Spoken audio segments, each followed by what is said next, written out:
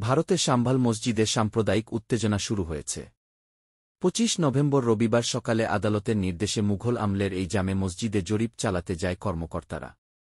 এই জরিপকে কেন্দ্র করে স্থানীয় মুসলিম ও পুলিশের মধ্যে সংঘর্ষ শুরু হয়। পুলিশের গুলিতে প্রাণ হারান ৩ জন। এছাড়া আহত হয়েছেন ৩০ জন পুলিশ। ভারতীয় সংবাদমাধ্যম এনডিটিভির এক প্রতিবেদন থেকে এই তথ্য জানা যায়। প্রতিবেদনে বলা হয়, এই মসজিদকে ঘিরে অনেকদিন ধরেই উত্তেজনা বিরাজ করছে। স্থানীয় অনেকের দাবি, মধ্যযুগে হিন্দু মন্দির ছিল এখানে।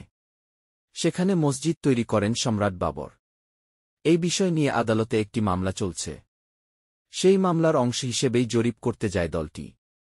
পুলিশ জানিয়েছে, জরিপ দলটি সকালে কাজ করতে গেলে সেখানে মানুষ জড়ো হতে শুরু করে। প্রায় ১,০০০ মানুষ সেখানে গিয়ে অবস্থান নেয় এবং দলটি প্রবল প্রতিরোধের মুখে পড়ে। কেউ কেউ পুলিশের ওপর পাথর ছুঁড়তেও শুরু করে। পুলিশ টিয়ার গ্যাস নিক্ষেপ করে। ক্রমেই উত্তপ্ত হয়ে উঠে পরিস্থিতি। জানা গেছে, নিহত ৩ জনের নাম নাইম, বিলার ও নোমান। এছাড়া সহিংসতায় আহত হয়েছেন ৩০ জন পুলিশ সদস্যও। এমন উত্তেজনাকর পরিস্থিতির পরও মসজিদটিতে জরিপ চালিয়েছে জরিপকারী দল। তারা আদালতের নির্দেশ অনুযায়ী মসজিদটির বিভিন্ন জায়গার ছবি ও ভিডিও ধারণ করে নিয়ে গেছেন।